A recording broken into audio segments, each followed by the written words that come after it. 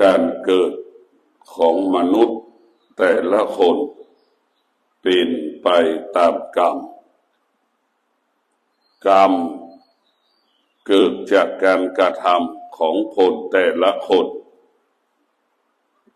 กรรมก็มีสองกรรมกรรมดีกับกรรมชั่วกรรมดีจะสร้างสรรค์ชีวิตกรรมชั่วจะเบียดเบียนชีวิตมีสองกรรมกรรมดีเป็นของเย็นกรรมชั่วเป็นของร้อนกรรมดีมีคนต้อนรับกรรมชั่วมีคนปฏิเสธกรรมชั่วมีแต่คนปฏิเสธกรรมดีก็คือศีลทั้งห้าข้อศีลห้าข้อนั้นเป็นเหตุให้เราสร้างความดีเป็นเหตุให้เราสร้างความดีถ้าเราดำรงตนด้วยศีลตั้งแต่เราเกิดกายวาจาใจของเราหมดจดผ่องใสหมดจดผ่องใสเหมือนกระจก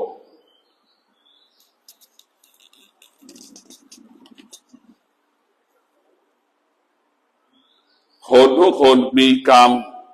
คนที่มีกรรมก็คือคนที่มีกรรมดีก็คือคนที่รักษาศีล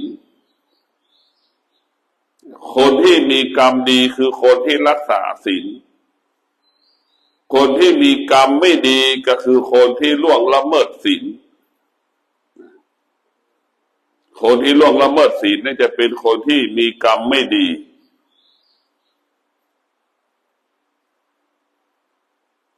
คนที่ดำรงตนด้วยศีลจะเป็นผู้ที่มีกรรมดีติดตัวติดภพติดชาติ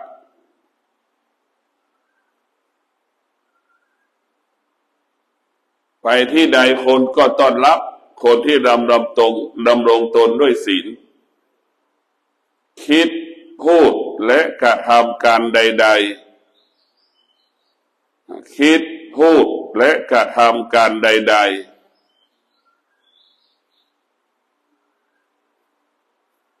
คนส่งเสริมสนับสนุนคนส่งเสริมสนับสนุนบุคคลที่ดำรงตนด้วยศีลเป็นที่ไว้ใจเชื่อใจของคนทุกคนคนที่ดำรงตนด้วยศีลพูดทุกครั้งคนก็ให้ความเคารพทุกครั้ง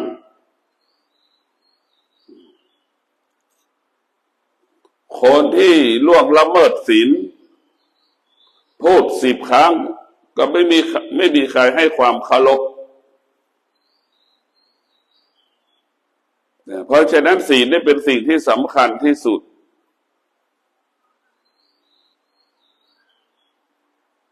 เมื่อเรารู้แล้วว่ากรรมเกิดจากกรรมดีเกิดจากการรักษาศีลของเรากรรมดีเกิดจากการล่วงละเมิดศีลเรารักษาศีลเรารักษาชีวิตของเราล่วงละเมิดศีลเราทำลายชีวิตของเราให้เราคิดแบบนี้เรารักษาศีลเราสร้างความสุขเรารักษาศีลเรารักษาความสุขเราล่วงละเมิดศีลเป็นการสร้างความทุกข์เป็นการทำลายชีวิตให้เรารู้อย่างนั้นเป็นการทำลายชีวิตถ้าเราล่วงละเมิดศีลเพราะฉะนั้นสามเณรที่ดีก็ต้องประกอบด้วยศีลทั้ง5 ข้อถ้าเรามีศีล5 ข้อแล้วพ่อแม่ก็ยอมรับพ่อแม่ก็ยอมรับ แต่พ่อแม่ก็ยอมรับลูกคนไหนดำรงตนด้วยศีลพ่อแม่ก็ชื่นชมชื่นชอบ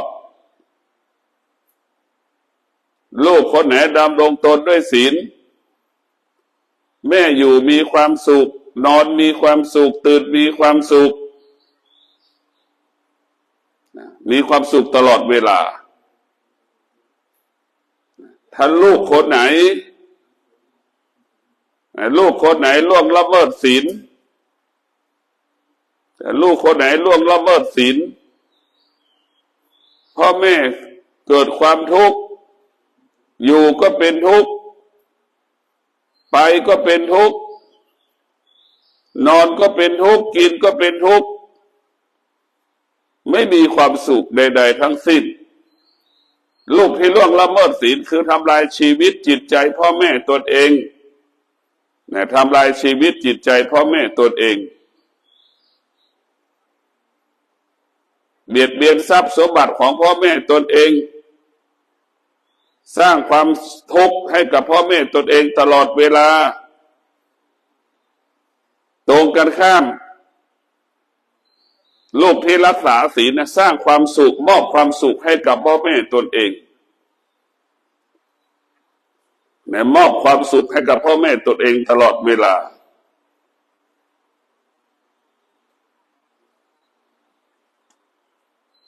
มอบความสุขให้กับพ่อแม่ตนเองตลอดเวลาพ่อแม่มีความสุขตลอดเวลาลูกที่รักษาศีล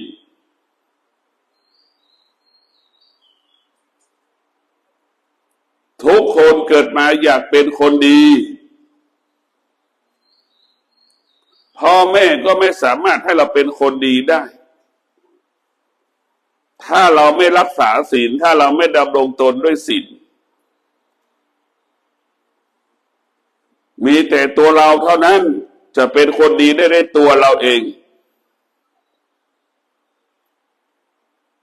พ่อแม่ก็ไม่แค่ครูเท่านั้นเราไม่ทำตามพ่อแม่มันก็ไม่เกิดประโยชน์จนที่สุดมันก็ต้องเกิดจากตัวเราตนแลเป็นที่พึ่งแห่งตนเห็นไหมตนแลเป็นที่พึ่งแห่งตนให้เราเข้าใจเช่นนี้ตนแลเป็นที่พึ่งแห่งตนเราต้องฝึกตนแลเป็นที่พึ่งแห่งตนถ้าเราไม่ทำความดีด้วยตัวเราเองใครจะมาทำพ่อแม่ก็ไม่สามารถทำความดีแทนเราได้เราก็ไม่สามารถทำความดีแทนเราได้เราทำความไม่ดีเราก็รู้อยู่แก่ใจเราทำความดีเราก็รู้อยู่แก่ใจเพราะฉะนั้นความดีอยู่ที่กายของเราความชั่วก็อยู่ที่กายของเราที่กายของเราทั้งหมด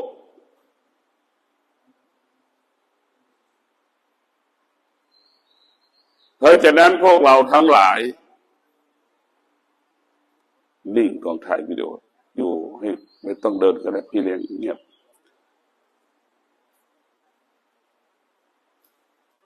พวกเราทุกคนที่เกิดมาแล้วทุกคนไม่ต้องการเป็นคนชั่วเราจะต้องอดทนถ้าเราไม่ต้องการเป็นคนไม่ดีเราก็ต้องอดทนเราต้องอดทนต้องอดทนต้องอดทนเราต้องอดทนเราต้องอดทนเราต้องอดทนเราต้องอดทนให้รู้ว่าอดทนอดทนอดทนเมื่อเราอดทนนี่เราจะเป็นคนดีถ้าเราไม่อดทนเราจะเป็นคนที่ไม่ดีชกต่อยตีกันนะเป็นคนที่ไม่อดทนแม้นั่นแหละคือไม่อดทนกับชกต่อยตีกันไม่อดทนแล้วเพราะฉะนั้นพวกเราทั้งหลายต้องมีสติพิจารณามีสติศึกเรียนรู้พิจารณาชีวิตของเราตลอดกาลเวลามีสติพิจารณา พิจารณาชีวิตของเราพิจารณาชีวิตของเราให้มันเกิดความสุขให้มันเกิดความเจริญให้มันเกิดความงอกงามด้วยความอดทนเราจะรักษาชีวิตของเราก็ต้องอดทนแต่นั้นเรารักษาชีวิตของเราก็ต้องอดทนเราจะสร้างชีวิตของเราก็ต้องอดทนเราจะเปลี่ยนแปลงชีวิตของเราก็ต้องอดทนเรารู้ว่าเรายากจนเราจะต้องใช้ความอดทนสร้างชีวิตเปลี่ยนแปลงชีวิตเราจะใช้ความอดทนมาเปลี่ยนแปลงฐานะครอบครัวความเป็นอยู่เราอดอยากลำบากเราจะต้องใช้ความอดทนนี่แหละกำจัดความอดอยากลำบากออกไปจากชีวิตของเราเราจะใช้ความอดทนนี่แหละเปลี่ยนแปลงชีวิตของเราให้มีกินมีใช้เหลือกินเหลือใช้นี่เราต้องใช้แบบนี้เพราะความอดทนนี่แหละจะทำให้เรานั้นอยู่ดีกินดีมีความสุขความอดทนนี่แหละจะทำให้เรานั้นมีสุขภาพดีอายุยืนชีวิตของเราต้องพึ่งพาธรรมะถ้าเราไม่มีธรรมะไม่มีคำว่ามีความสุขธรรมะอยู่ในร่างกายของเราทั้งหมดทั้งสิ้นคนที่เกิดมาทั้งโลกไม่มีศีล5 ข้ออยู่ในร่างกายตัวเองไม่ปฏิเสธไม่ได้มันไม่มีเพราะฉะนั้นผู้คนเกิดมาเนี่ยมันเหมือนกันหมดไม่มีเสื้อผ้าติดตัวมาไม่มีสมบัติติดตัวมาเมื่อเราเกิดมาแล้วเราได้รับการฝึกฝนอบรมเนี่ยมันจะเปลี่ยนแปลงตรงนี้ได้รับรู้เรื่องความจริงรับรู้เรื่องความจริงรับรู้เรื่องความจริงเมื่อเรารับรู้เรื่องความจริงแล้วความจริงก็มี2 ประการความชั่วก็เป็นความจริงของชีวิตความดีก็เป็นความจริงของชีวิตให้รู้2 อย่างแล้วเราก็รู้อีกว่าความจริงความชั่วก็เป็นความจริงของชีวิตความชั่วนั้นเบียดเบียนชีวิตทำลายชีวิตให้เรารู้แบบนี้ความดีก็เป็นความจริงของชีวิตเราก็รู้อีกว่าความดีนั้นปกป้องคุ้มครองรักษาส่งเสริมปกป้องคุ้มครองรักษาส่งเสริม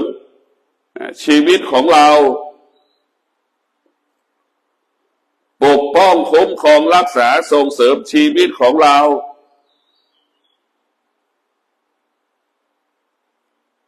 เมื่อเรารู้แล้วเราก็เลือกเอาว่าระหว่างชั่วกับดีเราจะเอาแบบไหนเอาอย่างไรให้เรารู้เราต้องรู้ทุกคนก็รู้ว่าไฟมันร้อนทุกคนคงไม่จับไฟทุกคนรู้ว่าน้ำมันเย็นทุกคนก็อยากอยู่ใกล้ทุกคนรู้ว่าไฟมันร้อนก็ไม่อยากอยู่ใกล้ไฟครับอันนี้คือเป็นความจริงที่เราจะต้องรู้เอาความดีก็เหมือนน้ำความชั่วก็เหมือนไฟเห็นไหมความดีคือน้ำความชั่วคือไฟความดีคือของหอมความชั่วคือของเหม็นเนี่ยไม่มีใครต้องการของเหม็นหรอกทุกคนต้องการของหอมเสมอเหมือนกันหมดทุกคนต้องเข้าใจเช่นนี้เหมือนกันหมดเมื่อเรารู้แล้วว่าทุกคนมีกรรมเช่นเรามาอยู่วัดดอนจันทร์เรามีกรรมเหมือนกันหมดโดยเฉพาะกรรมไม่ดีกรรมไม่ดีก็คือเรามีแม่เราไม่ได้อยู่กับแม่ลูกจำนวนมากของโลกมีแม่อยู่กับแม่แต่เรามีแม่เราไม่ได้อยู่กับแม่คือเรามีกรรมแล้วเราต้องพิจารณาชีวิตตนเองเห็นไหมเราต้องพิจารณาตนเองเรามีแม่แต่เราไม่ได้อยู่กับแม่นั่นคือกรรมของเรากรรมตรงนั้นในอดีตเราอาจจะเอามีแม่หมาเกิดลูกมาหมายังไม่หย่านมเนี่ยเราก็เอาลูกหมากับแม่หมานี่พากจากแม่อันนี้คือเป็นกรรมที่เราสร้างกรรมไว้ก็คงอาจจะเป็นเช่นนั้นก็ได้หว่านพืชเช่นไรย่อมได้รับผลเช่นนั้นหว่านพืชเช่นไรย่อมได้รับผลเช่นนั้น ให้เรารู้อย่างนี้ให้เราเป็นอย่างนี้เพราะฉะนั้นพวกเราทุกคนต้องมีสติใช้ความอดทนมาควบคุมอารมณ์ความรู้สึกสติก็คือรู้ว่าโมโหแล้วก็มีสติอีกอดทนมันก็ไม่ปัญหามันก็ไม่เกิดปัญหาใดๆทั้งสิ้นให้เราคิดอย่างนี้ให้เราคิดแบบนี้เราใช้ความอดทนเมื่อเรามีความอดทนทุกอย่างก็สำเร็จทุกอย่างสำเร็จด้วยความอดทนเพราะนั้นความอดทนจึงเป็นต้นกำเนิดคำว่าสำเร็จเราต้องพิจารณาถามว่าทุกคนก็ร้อนเหมือนกันหมดถามว่าเมื่อคืนนี้ไม่มีใครไม่รู้จักคำว่าความร้อนเมื่อคืนนี้ไม่มีใครไม่สัมผัสกับความร้อนของอากาศบ้างทุกคนสัมผัสเหมือนกันหมดเราก็ต้องมีสติเขาอยู่ได้เราก็ต้องอยู่ได้เขาอดทนได้เราก็ต้องอดทนได้ให้เราคิดอย่างนี้ร้อนก็ไม่ใช่ว่าเราร้อนเพียงผู้เดียวคนเดียวเท่านั้นไม่ใช่คนอื่นเขาก็ร้อนเราก็ร้อนให้เราเข้าใจเช่นนี้หิวข้าวก็เหมือนกันเขาก็หิวเราก็หิวเช่นเหมือนกันหมดเราก็อดทนเขาอดทนเราก็ต้องอดทนให้เราเข้าใจเช่นนี้เขาอดทนเราอดทนให้เราเข้าใจเช่นนี้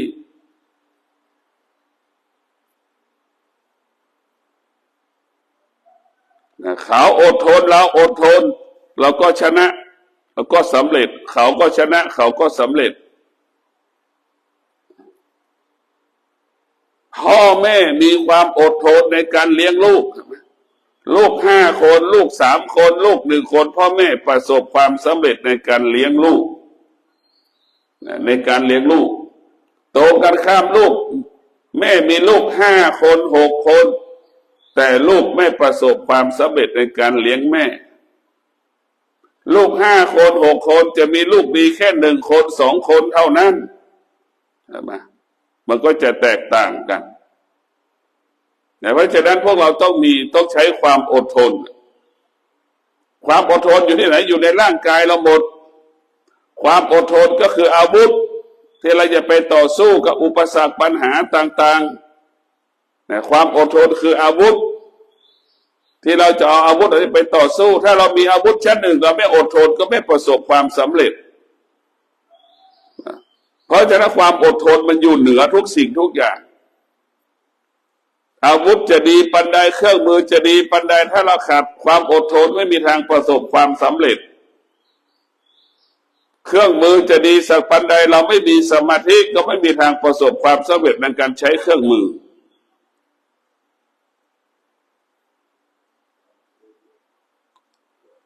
เพราะฉะนั้นพวกเราต้องฝึกวิถีคิด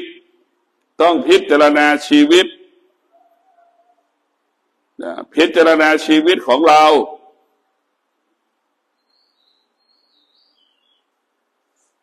ชีวิตของเรานะมันต้องอาศัยตนเองอาศัยธรรมะที่สำคัญที่สุดตนแลเป็นที่พึ่งแห่งตนเราต้องสนใจธรรมะให้มากซึ่งธรรมะอยู่ในร่างกายของเราหมดคนที่มีกรรมก็เพราะไม่มีธรรมะคนที่มีกรรมเพราะมีธรรมะกรรมดีเรามีกรรมดีเพราะเรามีธรรมะก็คือศีลคนที่มีกรรมดีก็คือคนที่มีสมาธิทำงานไม่ผิดพลาดเพราะฉะนั้นพวกเราทั้งหลายต้องรู้ว่าหลักธรรมคำสอนของพระพุทธเจ้ามันเป็นความจริงของชีวิตของเรามันไม่ได้เป็นความจริงของคนใดคนหนึ่งเรียกว่าเป็นความจริงของคนทุกคนเกิดมา เกิดมาแล้วเหมือนกันหมดเกิดมาแล้วนี่ไม่มีใครไม่รู้จักคำว่าความทุกข์ไม่มีคนไหนเกิดมาแล้วไม่รู้จักคำว่าความสุขก็ไม่มีคนที่เกิดมาแล้วจะแสวงหาความสุขคนเกิดมาแล้วไม่ได้แสวงหาความทุกข์มันไม่มีทุกคนเกิดมาแสวงหาความสุขเสมอเหมือนกันหมดเหมือนกันหมดไม่มีใครจะไปแสวงหาความทุกข์ไม่มีนะคนรู้จักคำว่าความสุขดีสุขคือศีลสุขคือสมาธิสุขคือปัญญาดีคือศีลดีคือสมาธิดีคือปัญญาความจริงก็คือศีลความจริงก็คือสมาธิความจริงคือปัญญาศีลสมาธิปัญญาอยู่ในร่างกายเราทุกคนนะศีลสมาธิปัญญาอยู่ในร่างกายเราทุกคนมันไม่ได้อยู่หน้าที่ใดที่หนึ่งนะศีลสมาธิปัญญาอยู่ในร่างกายของเราทุกคน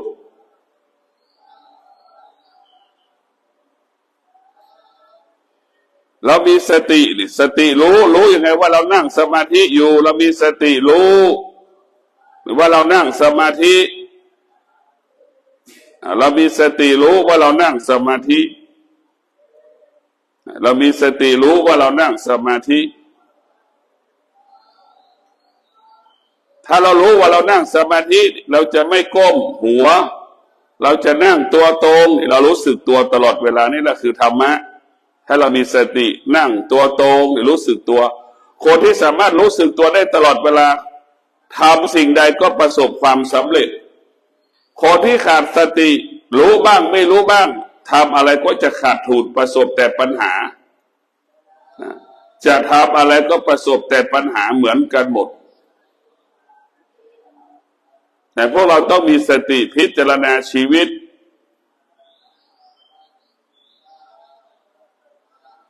ชีวิตของเราต้องพึ่งพาธรรมะอาศัยธรรมะ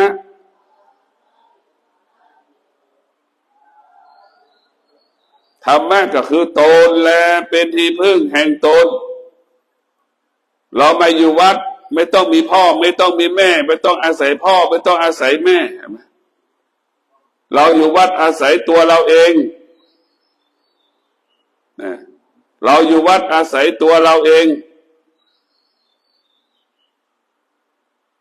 เราต้องอาศัยตัวเราเองไม่ต้องไปพึ่งพาคนอื่นและเราก็รู้ว่าที่สุดเราไม่มีแม่เราก็อยู่ได้เราก็รู้ว่าที่สุดแม่ไม่มีเราแม่ก็อยู่ได้ไม่มีแม่คนไหนทุกข์ใจตลอดเวลาไม่มีหรอกทุกข์ใจแค่บางเวลาเช่นเดียวกับสุขกับสุขใจแค่บางเวลามันเป็นเช่นนั้นของมันพวกเราต้องรู้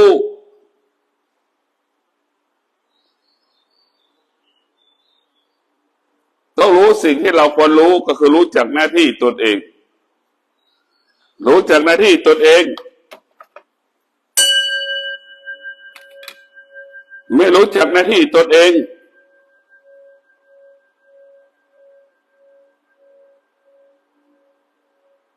เราต้องรู้จักหน้าที่ของตนเองว่าต้องทำอะไรบ้าง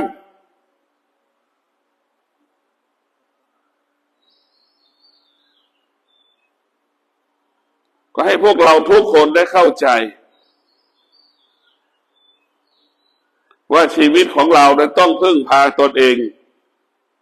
จะพึ่งแม่ไม่ได้พ่อแม่ไม่ได้อยู่กับเราแม่ก็จะพึ่งลูกไม่ได้เพราะลูกก็ไม่ได้อยู่กับเรา